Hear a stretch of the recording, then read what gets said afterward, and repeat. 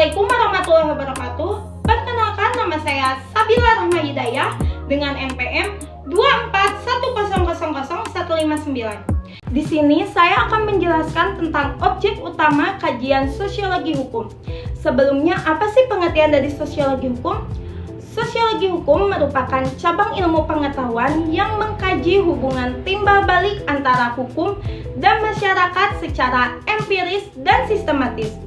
Fokus utama dari sosiologi hukum adalah memahami bagaimana hukum terbentuk, diterapkan, serta dipengaruhi oleh kondisi sosial yang berkembang dalam kehidupan masyarakat. Hukum tidak hanya dipahami sebagai kumpulan norma atau peraturan tertulis, melainkan sebagai bagian dari sistem sosial yang hidup dan berfungsi dalam mengatur perilaku manusia. Sosiologi hukum menempatkan hukum sebagai institusi sosial yang tidak dapat dipisahkan dari realitas masyarakat. Sosiologi hukum dapat disimpulkan merupakan disiplin ilmu yang mempelajari hukum sebagai fenomena sosial yang dinamis, yang tidak hanya berfungsi sebagai alat pengendalian sosial, tetapi juga sebagai sarana untuk memahami interaksi antara norma hukum dan realitas sosial dalam masyarakat. Lalu, apa sih objek utama dari kajian sosiologi hukum? Objek kajian sosiologi hukum mencakup berbagai aspek yang berkaitan dengan keberadaan hukum sebagai fenomena sosial dalam masyarakat. Sosiologi hukum tidak hanya menelah hukum sebagai norma tertulis, tetapi juga mengkaji bagaimana hukum berinteraksi dengan realitas sosial, bagaimana hukum dipatuhi atau dilanggar, serta bagaimana hukum berkembang seiring perubahan masyarakat. Objek kajian sosiologi hukum bersifat luas dan mencakup dimensi normatif sekaligus empiris. Yang pertama ada hukum sebagai gejala sosial. Hukum dipandang sebagai gejala sosial, yaitu sesuatu yang lahir, berkembang, dan berfungsi dalam kehidupan masyarakat. Hukum tidak berdiri sendiri, tetapi berkaitan dengan kondisi sosial, budaya, ekonomi, dan politik, serta mencerminkan kebutuhan dan nilai masyarakat. Hukum muncul untuk memenuhi kebutuhan akan keteraturan, keadilan, dan kepastian, berfungsi sebagai alat pengendalian sosial guna menjaga stabilitas dan ketertiban dalam masyarakat. Hukum bersifat dinamis karena selalu mengalami perubahan mengikuti perkembangan masyarakat seperti teknologi, globalisasi, dan pola pikir. Jika tidak menyesuaikan, hukum tidak menjadi efektif atau ditinggalkan. Hukum dipengaruhi oleh nilai, norma, dan budaya yang berbeda di setiap masyarakat. Hukum juga mencerminkan kesadaran hukum masyarakat, sehingga keberhasilannya tergantung pada kesesuaian dengan nilai yang dianut. Contohnya adalah munculnya regulasi terkait teknologi informasi seperti Undang-Undang Informasi dan Transaksi Elektronik yang lahir sebagai respon terhadap pesatnya perkembangan internet dan media digital. Selain itu, keberadaan hukum adat yang tetap berlaku meskipun tidak tertulis menunjukkan adanya living law atau hukum yang hidup di masyarakat. Hukum sebagai gejala sosial tidak dapat dipisahkan dari kehidupan masyarakat, lahir dari kebutuhan sosial, berkembang mengikuti dinamika masyarakat, dan dipengaruhi oleh nilai serta budaya yang hidup dalam masyarakat. Yang kedua ada perilaku hukum masyarakat. Perilaku hukum masyarakat merupakan salah satu objek utama kajian sosiologi hukum yang membahas bagaimana individu maupun kelompok bersikap terhadap hukum, baik dalam bentuk kepatuhan maupun pelanggaran, serta alasan sosial yang melatar belakangi dalam kenyataannya tidak semua masyarakat mematuhi hukum yang berlaku karena terdapat variasi perilaku yang dipengaruhi oleh faktor sosial, ekonomi, budaya, dan psikologis. Kepatuhan terhadap hukum tidak hanya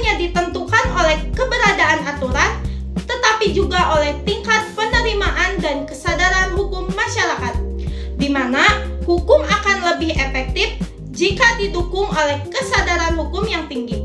Perilaku hukum juga dipengaruhi oleh beberapa faktor penting seperti kesadaran hukum individu yang menentukan tingkat kepatuhan, serta sanksi atau hukuman yang berfungsi sebagai efek pencegah. Selain itu, lingkungan sosial juga memiliki peran karena individu cenderung mengikuti norma yang berlaku di sekitarnya, baik itu mendorong kepatuhan maupun pelanggaran. Faktor pendidikan juga turut membentuk pemahaman tentang hak dan kewajiban dan pentingnya hukum dalam kehidupan bermasyarakat. Fenomena dalam masyarakat menunjukkan bahwa masih sering terjadi pelanggaran hukum seperti pelanggaran lalu lintas meskipun aturan sudah diketahui, yang menandakan adanya kesenjangan antara pengetahuan dan perilaku. Selain itu, terdapat pula kepatuhan yang didorong oleh kesadaran internal, melainkan karena takut terhadap sanksi yang dikenal sebagai kepatuhan instrumental.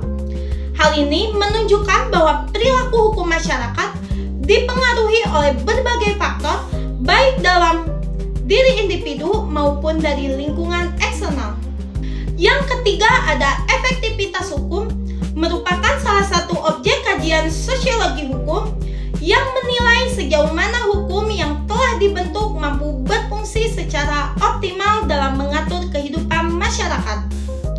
Hukum tidak hanya dilihat sebagai norma tertulis, tetapi juga dari keberhasilannya dalam mencapai tujuan, seperti menciptakan ketertiban, keadilan, dan kepastian hukum. Suatu hukum dikatakan efektif apabila norma yang ada dipatuhi oleh masyarakat serta mampu mengarahkan perilaku sosial sesuai tujuan pembentukannya.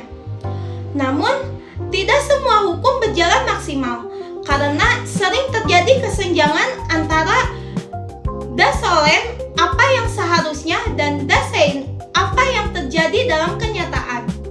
Efektivitas hukum dipengaruhi oleh berbagai faktor, di antaranya kualitas dan integritas penegak hukum seperti polisi, jaksa, dan hakim. Penegak hukum yang profesional dan adil akan meningkatkan kepercayaan serta kepatuhan masyarakat. Sedangkan penegakan hukum yang lemah atau diskriminatif justru menurunkan kepatuhan. Selain itu, sarana dan prasarana juga berperan penting karena hukum tidak dapat berjalan optimal tanpa dukungan fasilitas yang memadai, seperti sistem administrasi, teknologi, dan sumber daya manusia yang kompeten. Kesadaran masyarakat juga menjadi faktor utama karena hukum hanya efektif jika masyarakat memiliki kemauan untuk mematuhinya. Budaya hukum atau legal kultur yang berkembang dalam masyarakat turut mempengaruhi cara masyarakat memahami dan merespon hukum. Dalam praktiknya, efektivitas hukum dapat dilihat dari berbagai fenomena seperti larangan merokok di tempat umum yang masih sering dilanggar, serta peraturan pengelolaan sampah yang belum sepenuhnya ditaati sehingga menimbulkan masalah lingkungan. Hal ini menunjukkan bahwa keberadaan aturan saja tidak cukup tanpa didukung oleh kepatuhan masyarakat. Oleh karena itu, efektivitas hukum menjadi aspek penting dalam sosiologi hukum untuk menilai sejauh mana hukum benar-benar berfungsi dalam kehidupan nyata serta memahami faktor-faktor yang mempengaruhi keberhasilan ataupun kegagalannya. Yang keempat ada hubungan antara hukum dan struktur sosial. Hubungan antara hukum dan struktur sosial merupakan salah satu kajian penting dalam sosiologi hukum yang membahas bagaimana hukum berinteraksi dengan susunan sosial dalam masyarakat, seperti stratifikasi sosial, kekuasaan, ekonomi, dan hubungan antar kelompok. Hukum tidak bersifat netral, melainkan merupakan produk sosial yang dipengaruhi oleh kepentingan serta dinamika kekuasaan. Dalam proses pembentukannya, hukum seringkali dipengaruhi oleh aktor yang memiliki kekuasaan politik dan ekonomi, sehingga kelompok yang lebih berkuasa cenderung mampu menentukan isi dan arah kebijakan hukum sesuai kepentingannya. Akibatnya, hukum tidak selalu mencerminkan kepentingan seluruh masyarakat secara adil dan merata. Selain itu, faktor ekonomi juga mempengaruhi besar terhadap pembentukan dan penerapan hukum. Dalam masyarakat dengan kesenjangan ekonomi yang tinggi, hukum berpotensi menjadi alat untuk mempertahankan kepentingan kelompok tertentu, terutama mereka yang memiliki modal dan akses terhadap kekuasaan. Hal ini menimbulkan anggapan bahwa hukum lebih berpihak pada golongan tertentu, seperti pengusaha atau elit politik dibandingkan masyarakat kecil. Kondisi ini juga terlihat dalam berbagai kebijakan publik yang lebih menguntungkan pihak tertentu, sementara masyarakat kecil sering mengalami kesulitan dalam memperoleh keadilan karena keterbatasan akses bantuan hukum dan lemahnya posisi dalam struktur sosial. Di sisi lain, hubungan antara hukum dan struktur sosial juga terlihat dari fungsi hukum sebagai alat legitimasi kekuasaan, yaitu untuk memperkuat dan mempertahankan tatanan sosial yang sudah ada. Namun, hukum juga dapat berperan sebagai sarana untuk mengoreksi ketimpangan sosial melalui kebijakan yang lebih berpihak pada kelompok rentan. Dengan demikian, dapat disimpulkan bahwa hukum tidak berdiri sendiri, melainkan sangat dipengaruhi oleh kondisi sosial, ekonomi, dan politik dalam masyarakat. Lalu, yang kelima ada perubahan sosial dan hukum, merupakan kajian sosiologi hukum yang menyoroti hubungan dinamis antara perkembangan masyarakat dan perkembangan hukum, di mana keduanya saling mempengaruhi. Perubahan dalam masyarakat dapat mendorong perubahan hukum, dan sebaliknya hukum juga dapat menjadi instrumen untuk mendorong perubahan sosial. Perubahan sosial meliputi transformasi dalam nilai, norma, teknologi, dan pola interaksi sehingga menuntut hukum untuk menyesuaikan diri agar tetap relevan dan efektif dalam mengatur kehidupan masyarakat. Oleh karena itu, hukum harus bersifat adaptif dan responsif terhadap perkembangan zaman. Hukum juga berfungsi sebagai alat rekayasa sosial, yaitu sarana untuk mengarahkan perubahan masyarakat ke arah yang diinginkan, melalui pembentukan peraturan misalnya dalam bidang pendidikan, lingkungan hidup, dan teknologi. Dengan demikian, hukum memiliki peran strategis dalam menciptakan perubahan sosial yang terencana dan terarah.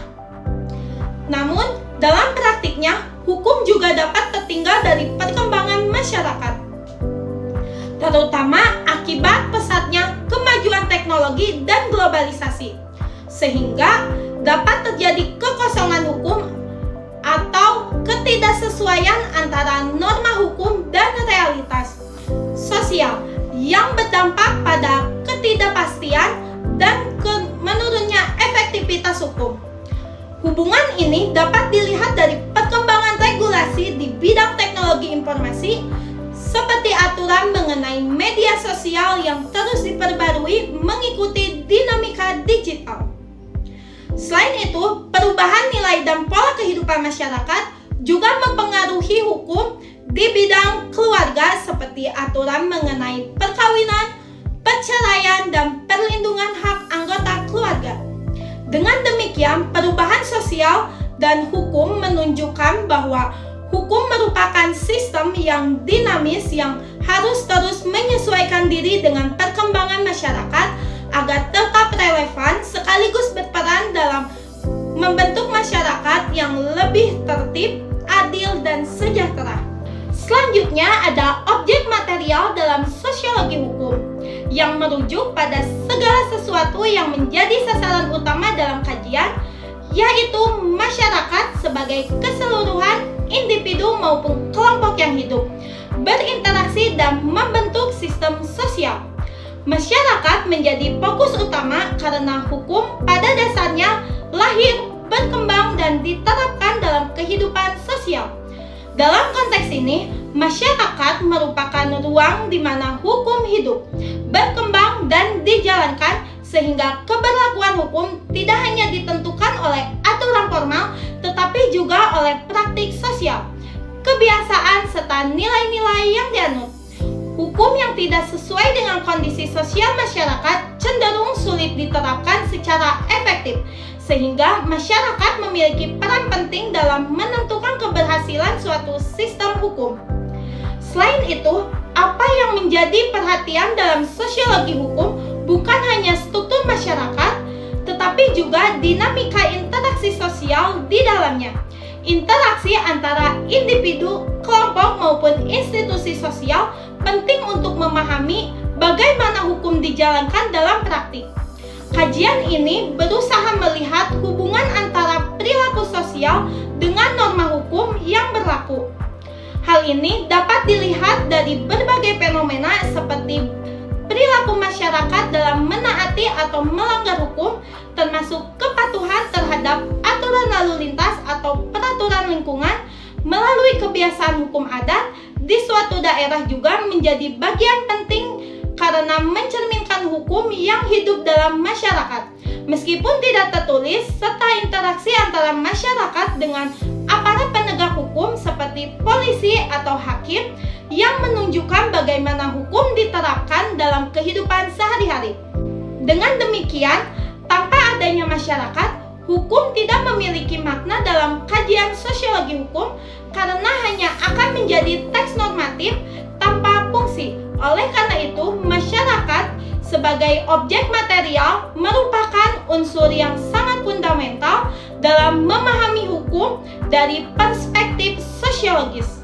Lalu, apa sih objek formal sosiologi hukum?